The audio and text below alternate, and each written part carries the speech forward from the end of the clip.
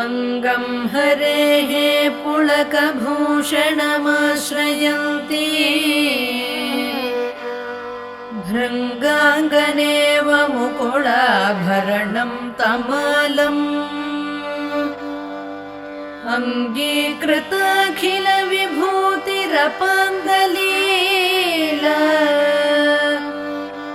माङ्गल्यदास्तु मम मङ्गलदेवतायाः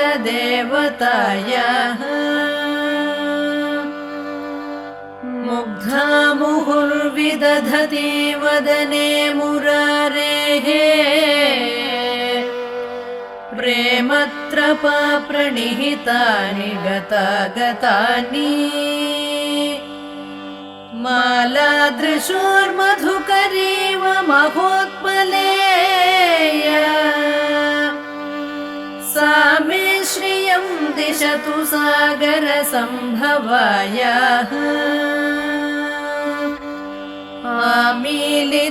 आमीलिताक्षमधिगम्य मुदा मुकुन्दम्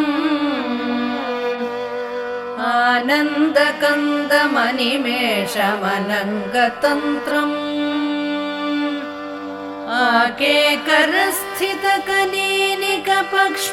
आकेकरस्थितकनीनिकपक्ष्मनेत्रम् भूत्यै भवेन्मम भुजङ्गशयाङ्गनायाः बाह्वन्तरे मधुजितश्रुतकौस्तुभेया हारावलीव हरिनीलमये विभाति कामप्रदा भगवतोऽपि कटाक्षमाला कल्याणमावहतु मे कमलालयायाः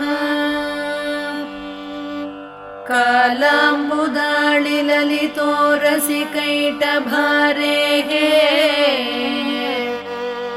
धाराधरे स्फुरति या तटिदङ्गनेव मातुः समस्तजगतां महनीयमूर्तिः भद्राणि मे दिशतु भार्गवनन्दनायाः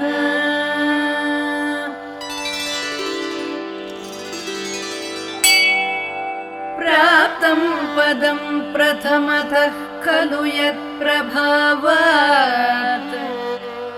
माङ्गल्यभाजि मधुमाथिनि मन्मथेन मय्यापतेत्तदिह मन्थरमीक्षणार्धम् मन्दालसं च मकरालय कन्यकायाः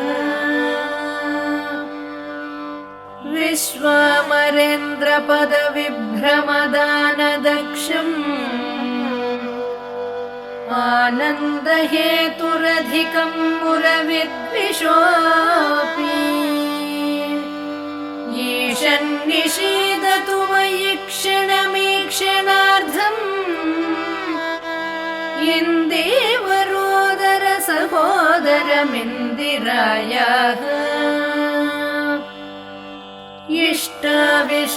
इष्टाविशिष्टमतयोऽपि यया दयार्द्र दृष्ट्या त्रिविष्टपपदं सुलभं लभन्ते दृष्टिः प्रहृष्टकमलोदरदीप्तिरिष्टा पुष्टिं कृषीष्ट मम पुष्करविष्टरायाः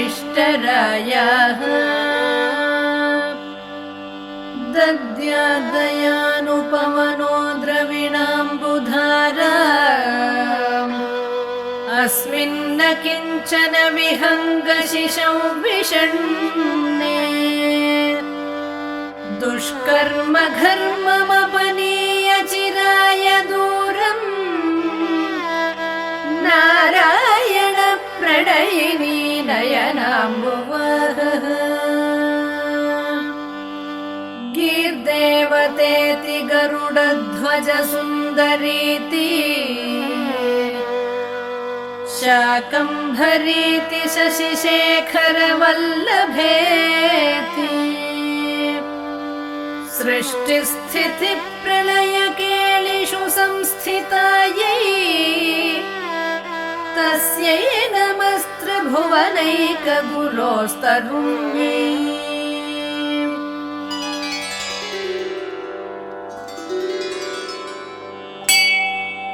श्रुत्यै नमोऽस्तु शुभकर्मफलप्रसूत्यै रत्यै नमोऽस्तु रमणीयगुणार्णवायै शक्त्यै नमोऽस्तु शतपत्रनिकेतनायै पुष्ट्यै नमोऽस्तु पुरुषोत्तमवल्लभायै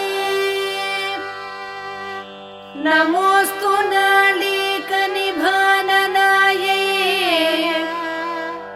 नमोऽस्तु दुग्धोदधिजन्मभूम्यै नमोऽस्तु सोमामृतसोदरायै नमोऽस्तु नारायणवल्लभायै नमोऽस्तु हेमाम्बुजपीठिकायै नमोऽस्तु भूमण्डलनायिकायै नमोऽस्तु देवादिदयापरायै नमोऽस्तु शार्ङ्गायुधवल्लभायै नमोऽस्तु देव्यै भृगुनन्दनायै नमोऽस्तु विष्णोरुरसिस्थितायै नमोऽस्तु लक्ष्मी कमलालयायै नमोऽस्तु दामोदरवल्लभायै नमोऽस्तु कान्त्यै कमलेक्षणायै नमोऽस्तु भूत्यै भुवनप्रसूत्यै नमोऽस्तु देवादिभिरर्चितायै नमोऽस्तु नन्दात्मजवल्लभायै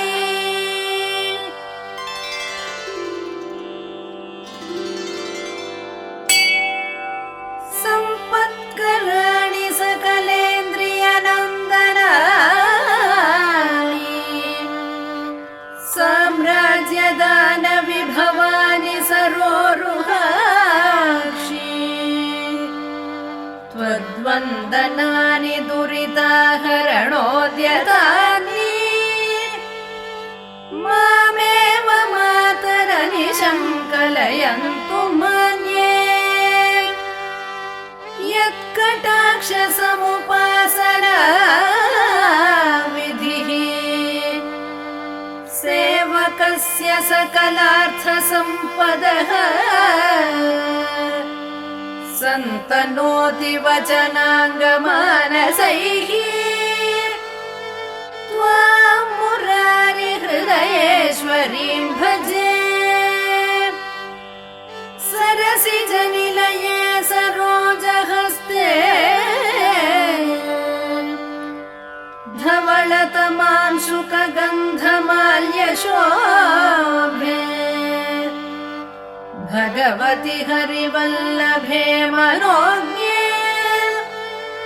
त्रिभुवनभूतिकरि प्रसीद मह्यम् दिग्हस्तिभिः कनककुम्भमुखावसृष्ट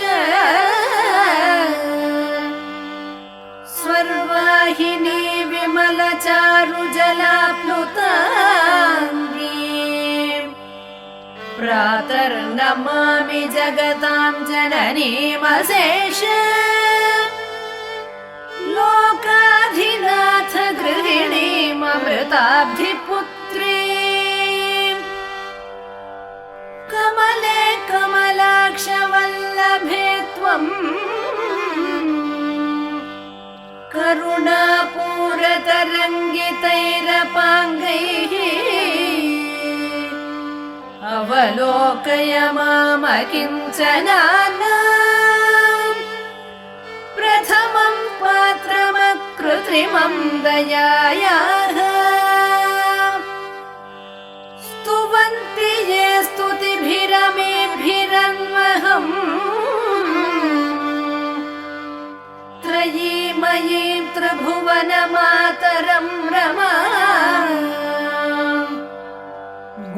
राधिका गुरुतर भाग्यभाजिनो भवन्ति ते भुवि बुध भाविताशयाः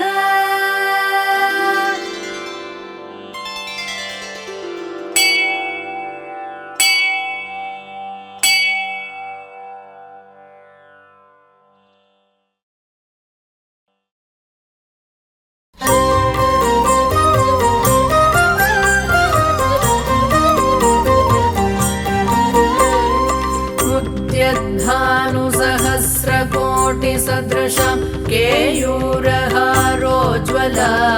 बिम्बोष्ठीं स्मितदन्तपङ्क्तिरुचिरां पीताम्बरालङ्कृतां विष्णुब्रह्मसुरेन्द्रसेवितपदां तत्त्वस्वरूपां शिवां मीनाक्षीं प्रणतोऽस्मि सन्ततमहं कारुण्यवारां निधिम्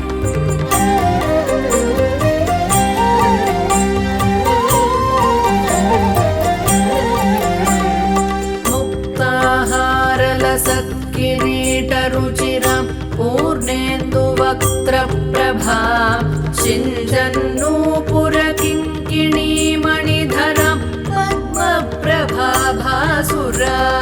सर्वाभीष्टफलप्रदां गिरिसुतां वाणीरमासेवितां मीनाक्षीं प्रणतोऽस्मि सन्ततमहं कारुण्यवारां निधिम्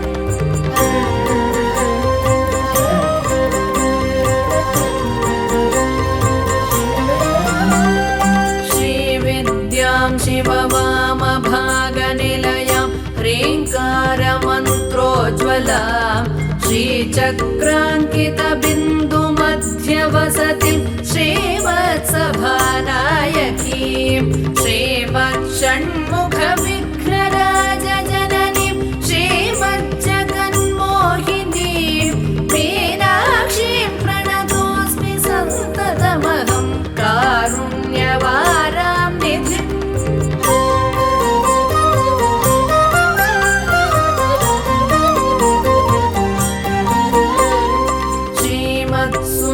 श्रीमत्सुन्दरनायकीं भयहरां ज्ञानप्रदां निर्मलां श्यामाभां कमलासनार्चितपदां नारायणस्यानुजां वीणावेणुमृदङ्गवाद्यरसिकां नानाविधाडम्बिकां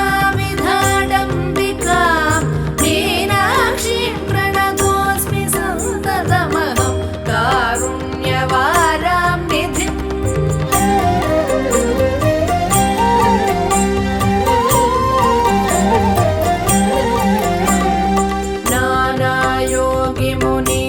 नानायोगिमुनीन्द्रहृन्निवसतिं नानार्थसिद्धिप्रदां नानापुष्पविराजिताङ्घ्रियुगळां नारायणेनार्चितां नादब्रह्ममयीं परात्परतरां नानार्थतत्त्वात्मिकां मीनाक्षीं प्रणतोऽस्मि सन्ततमहं कारुण्यवारां निधिम् मीनाक्षीं प्रणतोऽस्मि सन्ततमहं कारुण्यवारां निधिम्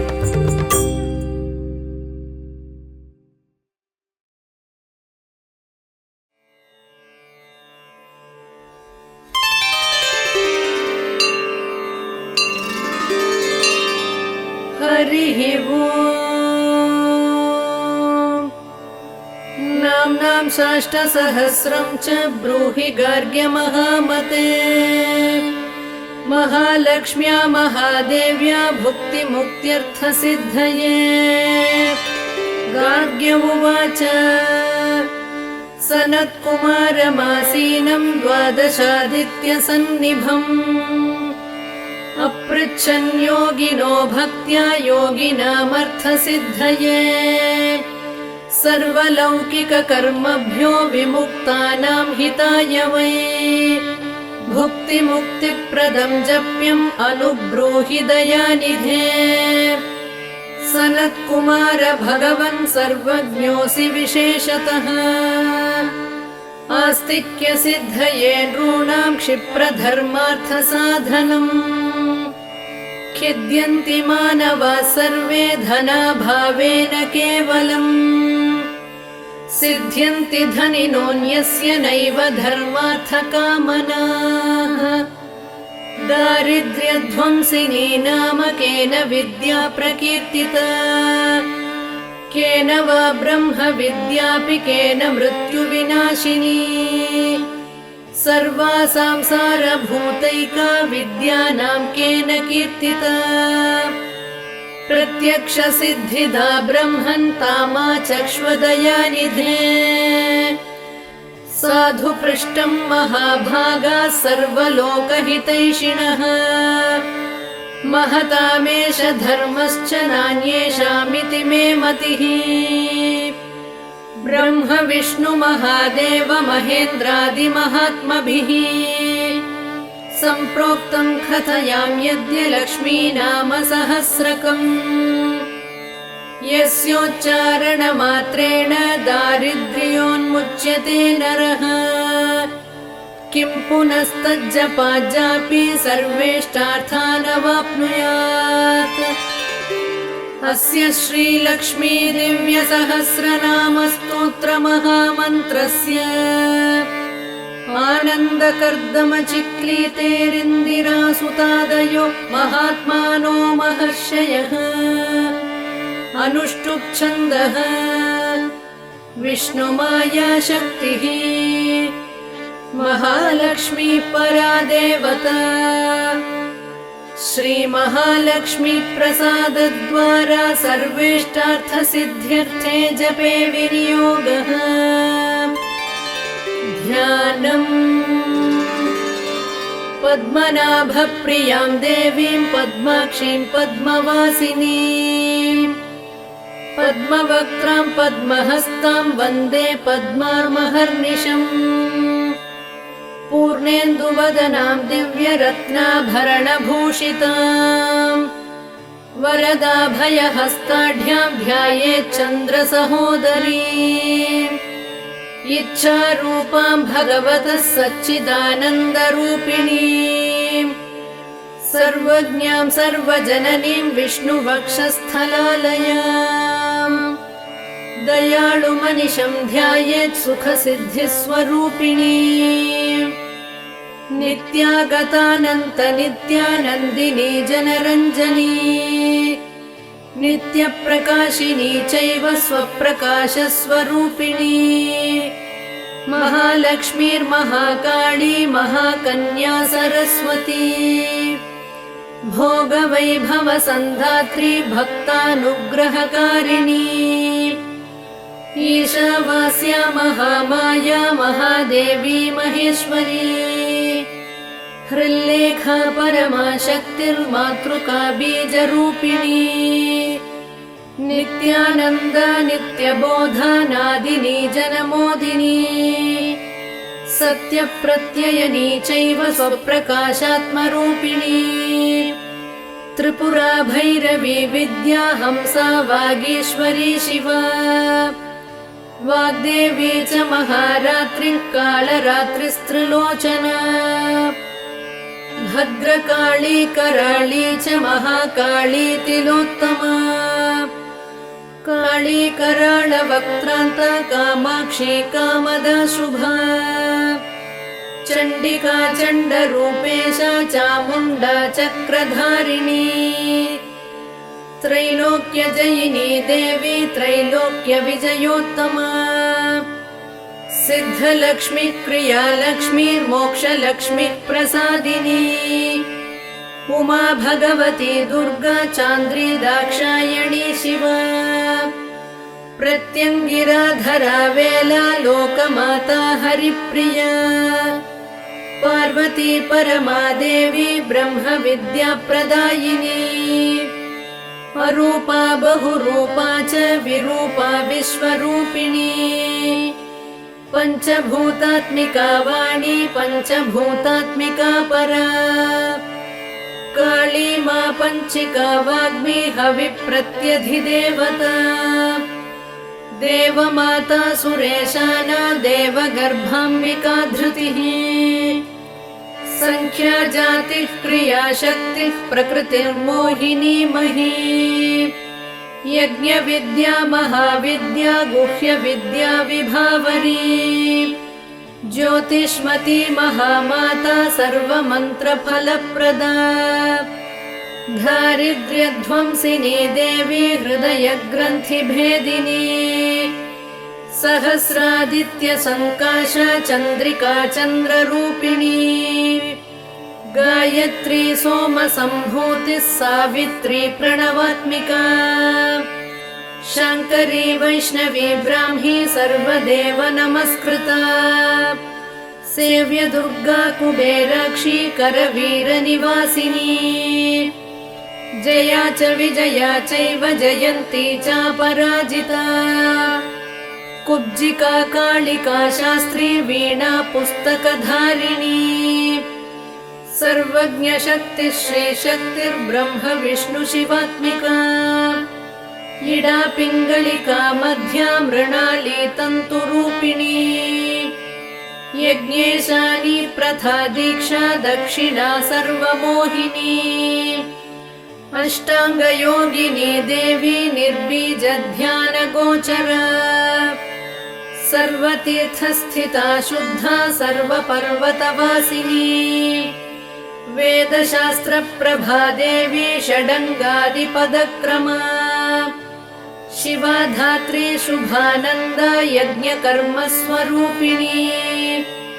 व्रतिनी मेनका देवी ब्रह्माणी ब्रह्मचारिणी एकाक्षरपरा तारा भवबन्धविनाशिनी विश्वम्भरा धरा धारा निराधाराधिकस्वरा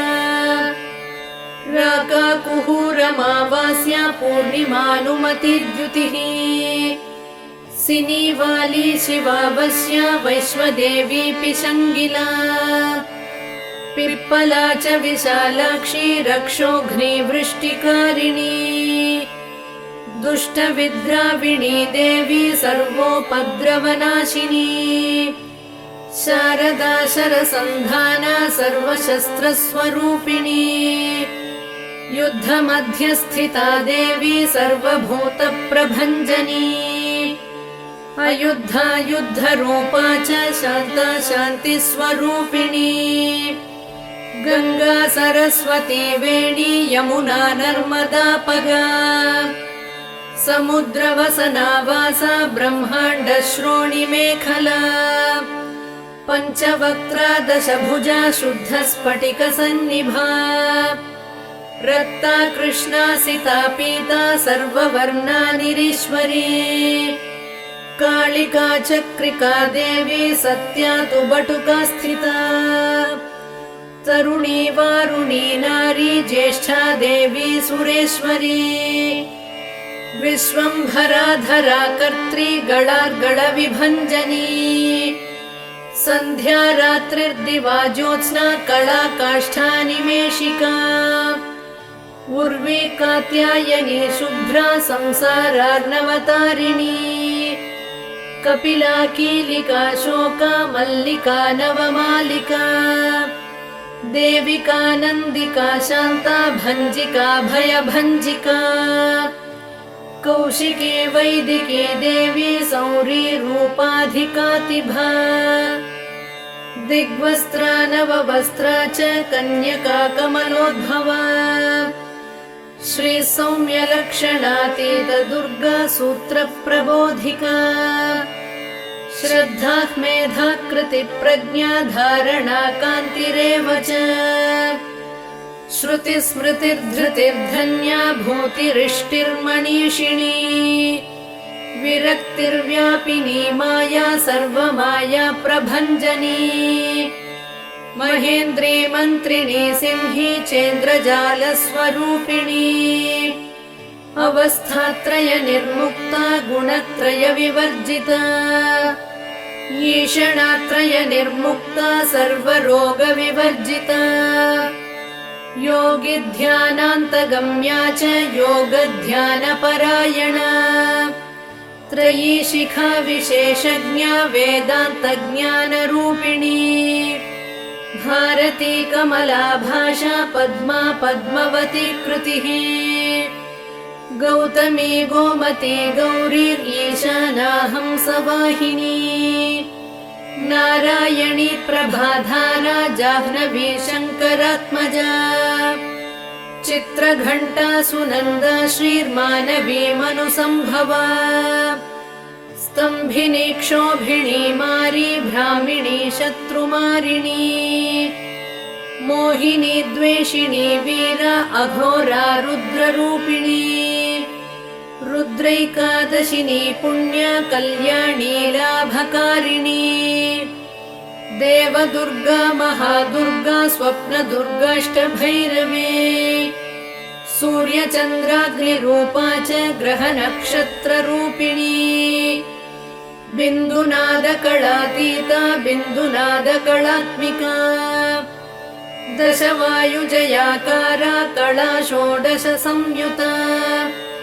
काश्यपी कमला देवी नादचक्रनिवासिनी मृडाधारा स्थिरा गुह्या देविका चक्ररूपिणी अविद्या शार्वरी भुञ्जा जम्भासुरनिबर्हिणी श्रीकाया श्रीकला शुभ्रा कर्म निर्मूलकारिणी आदिलक्ष्मीर्गुणाधारा पञ्चब्रह्मात्मिका परा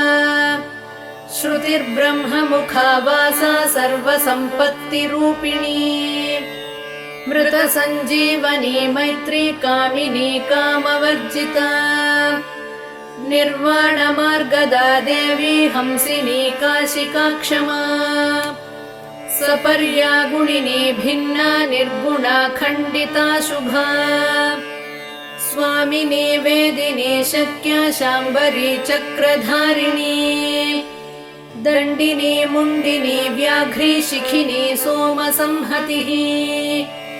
चिन्तामणिश्चिदानन्द पञ्चबाणा प्रबोधिनी बाणश्रेणिः सहस्राक्षी सहस्रभुजपादुका सन्ध्यावलिस्त्रिसन्ध्याख्या ब्रह्माण्डमणिभूषणा वासवी वारुणी सेना कुलिका मन्त्ररञ्जनी जितप्राणस्वरूपा च कान्ता काम्यवरप्रदा मन्त्रब्राह्मण विद्यार्थानादरूपा हविष्मती आथर्वणि श्रुतिः शून्या कल्पनावर्जिता सती सत्ता जातिः प्रमामेया प्रमितिः प्राणदा गतिः अवर्णा पञ्चवर्णा च सर्वदा भुवनेश्वरी त्रैलोक्यमोहिनी विद्या सर्वभर्त्रीक्षराक्षरा हिरण्यवर्णा हरिणी सर्वोपद्रवनाशिनी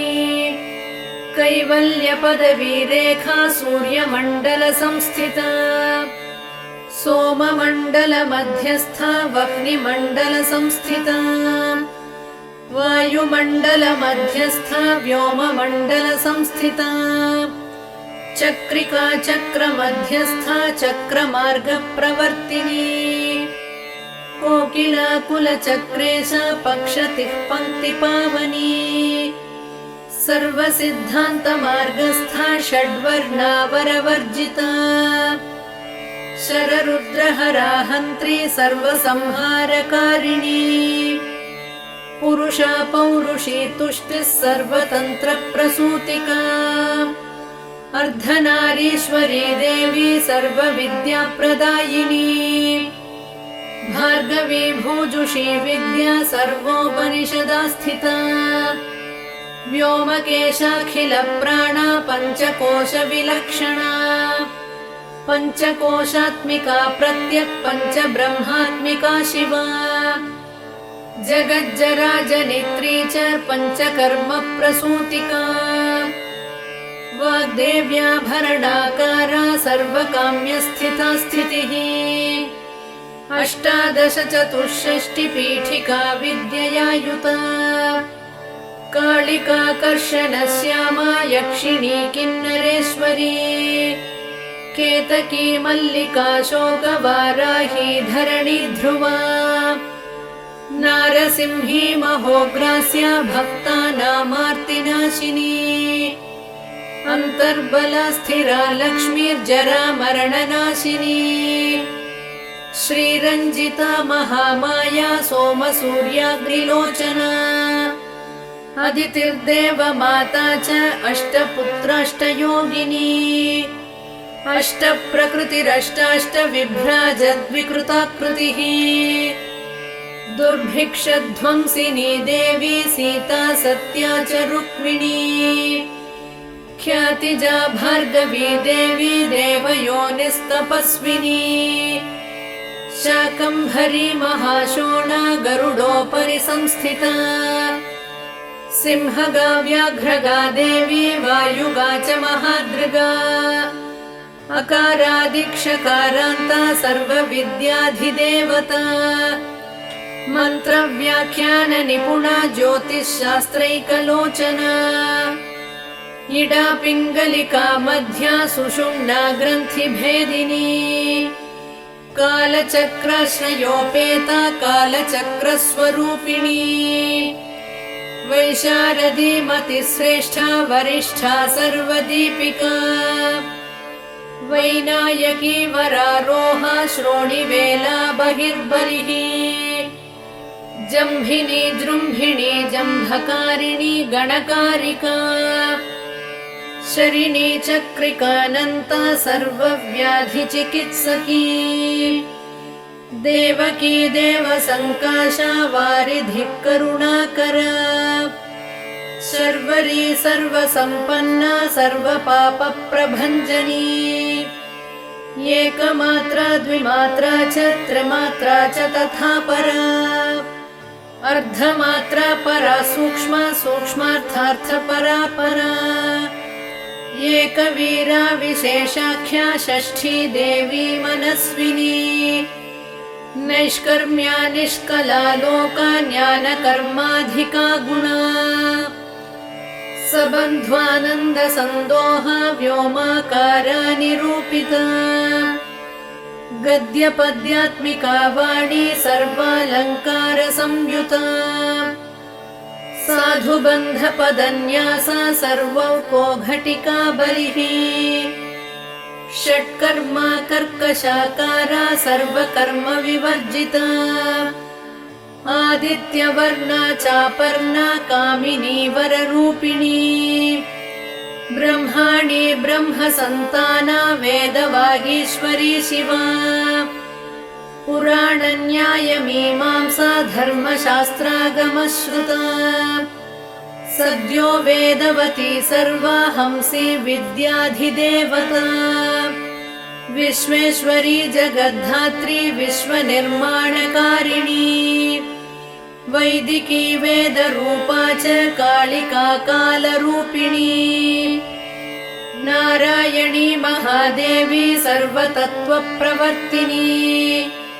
हिरण्यवर्णरूपा च हिरण्यपदसम्भवा कैवल्यपदवी पुण्या कैवल्यज्ञानलक्षिता ब्रह्मसम्पत्तिरूपा च ब्रह्मसम्पत्तिकारिणी वारुणी वारुणाराध्या सर्वकर्मप्रवर्तिनी एकाक्षरपरा युक्ता सर्वदारिद्र्यभञ्जिनी पाशाङ्कुशान्विता दिव्या वीणा व्याख्याक्षसूत्रभृत् एकमूर्तिस्त्रये मूर्तिर्मधुकैटभभञ्जिनी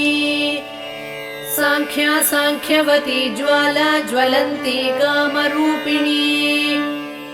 जाग्रती सर्वसम्पत्तिः सुषुप्ता स्वेष्टदायिनी कपालिनी महादंष्ट्रा भ्रुकुटी कुटिलानना सर्वावासा सुवासा च बृहत्यष्टिश्च शक्वरी छन्दो गणप्रतिष्ठा च कल्माशी करुणात्मिका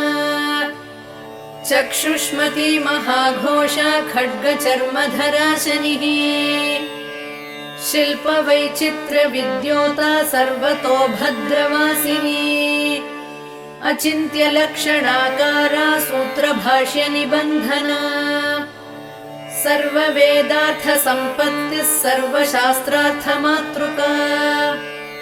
अकारादिक्षकारान्त सर्ववर्णकृतस्थला सर्वलक्ष्मीः सदानन्दा सारविद्या सदाशिवा सर्वज्ञा सर्वशक्तिश्च खेचरी रूपगोच्छ्रुता अणिमादिगुणोपेता पराकाष्ठा परागतिः हंसयुक्तविमानस्था हंसारूढा शशिप्रभा भवानी वासनाशक्तिराकृतिस्थाखिलाखिला तन्त्रहेतुर्विचित्राङ्गी व्योमगङ्गा विनोदिनी वर्षा च वार्षिकी चैव ऋग्यजुस्सामरूपिणी महानदी नदी पुण्या अगण्यागण्यगुणक्रिया समाधिगतलभ्यार्था श्रोतव्या स्वप्रिया घृणा नामाक्षरपरा देवी उपसर्गनखाञ्चिता निपातोरुद्वयी जङ्घा मातृका मन्त्ररूपिणी आसीना च शयाना च तिष्ठन्ती धावनाधिका लक्ष्यलक्षणयोगाढ्या ताद्रूप्यगणनाकृतिः सैकरूपा नैकरूपा सेन्दुरूपा तदाकृतिः समासतद्धिताकारा विभक्तिवचनात्मिका स्वाहाकारा स्वधाकारा श्रीपत्यर्धाङ्गनन्दिनी गम्भीरा गहना गुह्या योनिलिङ्गार्धधारिणी शेषवासुकि संसेव्या चपला वरवर्णिनी कारुण्याकार सम्पत्तिः कीलकृन्मन्त्रकीलिका शक्तिबीजात्मिका सर्वमन्त्रेष्टाक्षयकामना आग्नेयी पार्थिवा आप्या वायव्या व्योमकेतना सत्यज्ञानात्मिकानन्दा ब्राह्मी ब्रह्म सनातनी अविद्यावासना माया प्रकृतिः सर्वमोहिनी शक्तिर्धारणशक्तिश्च चिदचिच्छक्तियोगिनी वक्त्रारुणा महामाया मरीचिर्मदमर्दिनी विराट् स्वाहा स्वधा शुद्धा निरूपास्ति सुभक्तिगा निरूपिता द्वयी विद्या नित्या नित्यस्वरूपिणी वैराजमार्गसञ्चारा सर्वसत्पददर्शिनी जालन्धरी मृडानी च भवानी भवभञ्जनी त्रैकालिकज्ञानतन्तुस्त्रिकालज्ञानदायिनी नादातीता स्मृतिप्रज्ञा धात्री रूपा त्रिपुष्करा पराजिता विधानज्ञा विशेषितगुणात्मिका हिरण्यकेशिनी हेम ब्रह्मसूत्रविचक्षणा असङ्ख्येयपरार्धान्तस्वरव्यञ्जनवैखरी मधुजिह्वा मधुमती मधुमासोदया मधुः माधवी च महाभागा मेघगम्भीरनिस्वना ब्रह्म विष्णु महेशादिज्ञातव्यार्थविशेषगा नाभौ वह्निशिखाकारा ललाटे चन्द्रसन्निभा भ्रूमध्ये भास्कराकारा सर्वताराकृतिर्हृदि कृत्तिकादिभरण्यन्त नक्षत्रेष्ट्यार्चितोदया ग्रहविद्यात्मिका ज्योतिर्ज्योतिर्विन्मति जीविका ब्रह्माण्डगर्भिणी बाला सप्तावरणदेवता वैराजोत्तमसाम्राज्या कुमारकुशलोदया बगळा भ्रमराम्बा च शिवदूती शिवात्मिका मेरुविन्ध्यातिसंस्थाना काश्मीरपुरवासिनी योगनिद्रा महानिद्रा विनिद्रा राक्षसाश्रिता सुवर्णदा महागङ्गा पञ्चाख्या पञ्चसंहतिः सुप्रजाता सुवीरा च सुपोषा सुपतिः शिवा सुगृही रक्तबीजान्ता हतकन्दर्पजीविता समुद्रव्योम मध्यस्था समबिन्दुसमाश्रया सौभाग्यरसजीवातुः सारासारविवेकदृक् त्रिवल्यादिषु पुष्टाङ्गा भारती भरताश्रिता नादब्रह्ममयी विद्या ज्ञानब्रह्ममयी परा ब्रह्मनाडी निरुक्तिश्च ब्रह्मकैवल्यसाधनम् कालिकेयमहोदार वीर्यविक्रमरूपिणी बडवाग्निशिखा वक्त्रा महाकबलदर्पणा महाभूता महादर्पा महासारा महाक्रतुः पञ्चभूतमहाग्रासा पञ्चभूताधिदेवता सर्वप्रमाणा सम्पत्तिः सर्वरोगप्रतिक्रिया ब्रह्माण्डान्तर्बहिर्व्याप्ता विष्णुवक्षो विभूषिणी शाङ्करी विधिवक्त्रस्था प्रवरावरहेतुकी हेममाला शिखामाला त्रिशिखा पञ्चमोचना सर्वागम सदाचार मर्यादा यातु भञ्जनी पुण्यश्लोक प्रबन्धाढ्या सर्वान्तर्यामि रूपिणी सामगान समाराध्या श्रोतृर्कर्णरसायना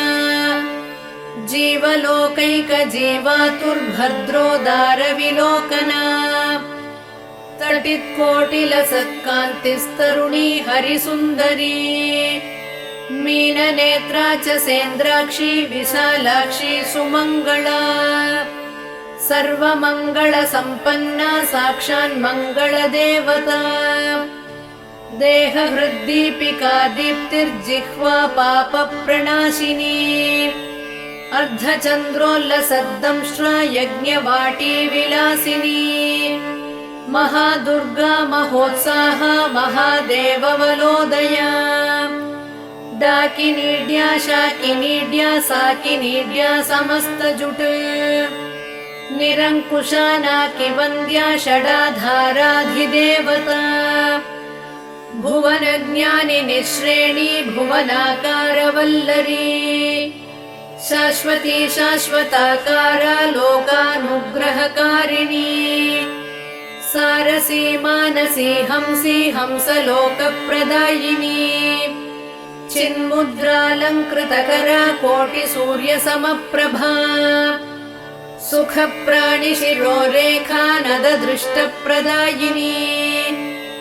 सर्वसाङ्कर्यदोषघ्निग्रहोपद्रवनाशिनी क्षुद्रजन्तुभयघ्नी च विषरोगादिभञ्जनी सदा शान्ता सदा शुद्धा गृहच्छिद्रनिवारिणी कलिदोषप्रशमनी कोलाहलपुरस्थिता गौरी लाक्षणिकी मुख्या जगन्याकृतिवर्जिता माया विद्या मूलभूता वासवी विष्णुचेतना वादिनी वसुरूपा च वसुरत्नपरिच्छदा छान्दसी चन्द्रहृदया मन्त्रस्वच्छन्दभैरवी वनमाला वैजयन्ती पञ्चदिव्यायुधात्मिका पीताम्बरमयी चञ्चत्कौस्तुभा हरिकामिनी नित्या तथ्या रमा रामा रमणी मृत्युभञ्जनी ज्येष्ठा काष्ठा धनिष्ठान्ता शराङ्गी निर्गुणप्रिया मैत्रेया मित्रविन्दा च शेष्यशेषकलाशया वाराणसी वासलभ्या च आर्यावर्तजनस्तुता जगदुत्पत्तिसंस्थानसंहारत्रयकारणम् त्वमम्ब विष्णु सर्वस्वं नमस्तेऽस्तु महेश्वरी नमस्ते सर्वलोकानां जनन्यै पुण्यमूर्तये सिद्धलक्ष्मीर्महाकाली महालक्ष्मी नमोऽस्तुते। सद्यो जातादिपञ्चाग्निरूपा पञ्चकपञ्चकम् यन्त्रलक्ष्मीर्भवत्यादिराद्याद्येते नमो नमः। सृष्ट्यादिकारणाकारवितते दोषवर्जिते जगल्लक्ष्मीर्जगन्मातर्विष्णुपत्नि नमोऽस्तुते। नवकोटिमहाशक्तिसमुपास्य पदाम्बुजे कनत्संवर्णरत्नाढ्य सर्वाभरणभूषिते अनन्तनित्यमहिषी प्रपञ्चेश्वरनायकी अत्युच्छ्रुतपदान्तस्थे परमव्योमनायकी नाकपृष्ठगताराध्ये विष्णुलोकविलासिनी वैकुण्ठराजमहिषी श्रीरङ्गनगराश्रिते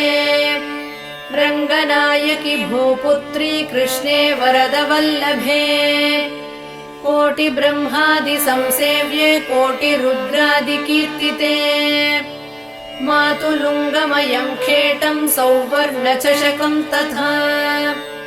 पद्मद्वयं पूर्णकुम्भं कीरं च वरदाभये पाशमङ्कुशकं शङ्खं चक्रं शूलं कृपाणिकाम् धनुर्बाणौ चाक्षमालां चिन्मुद्रामपि बिभ्रति अष्टादशभुजे लक्ष्मी महाष्टादशपीठगे भूमिनीलादिसंसेव्ये स्वामि चित्तानुवर्तिनी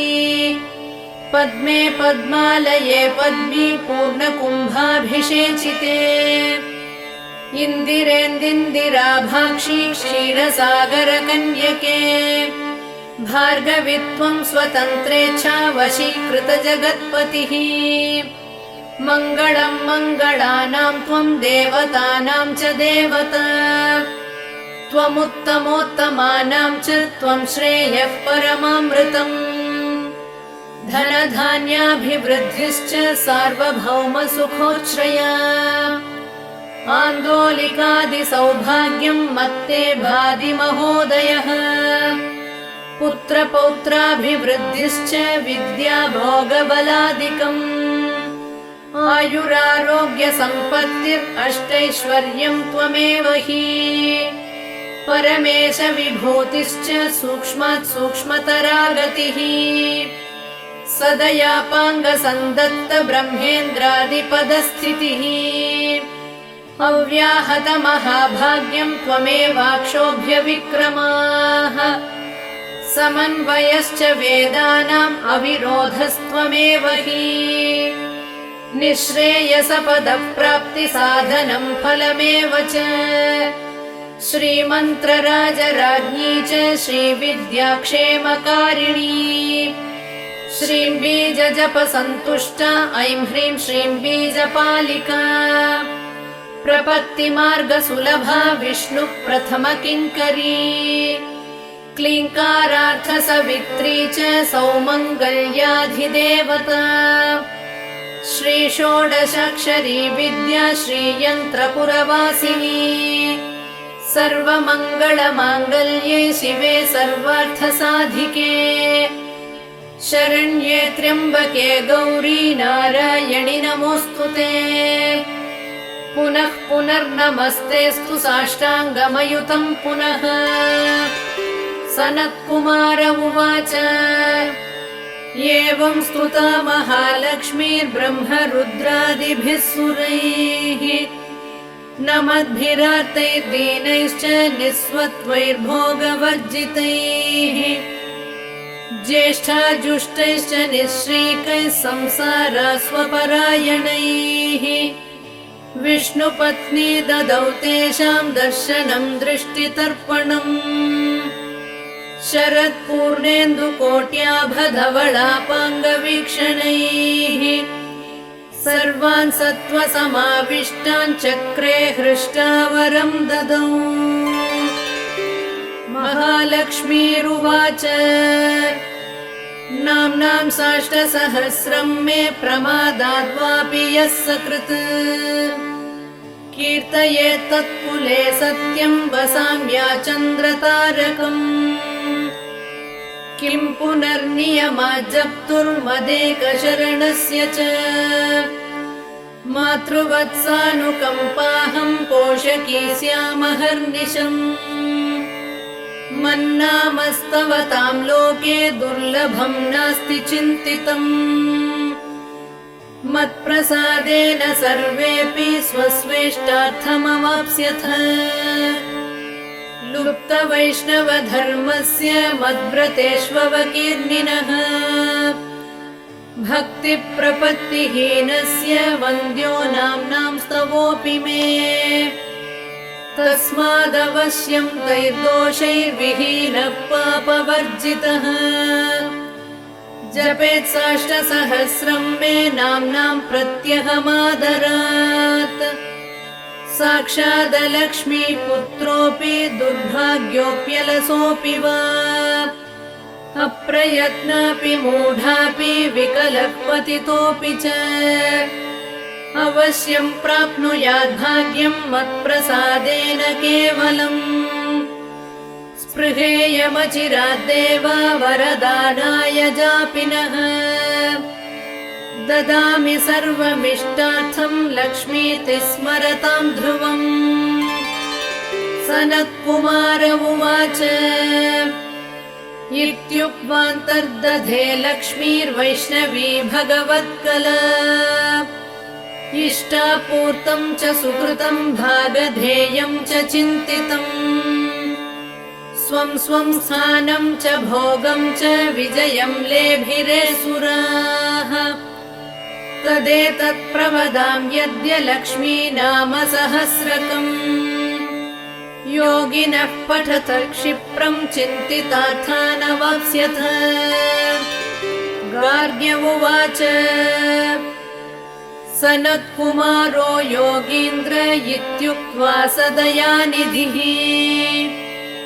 अनुगृह्य ययौ क्षिप्रं तांश्च 12 योगिनः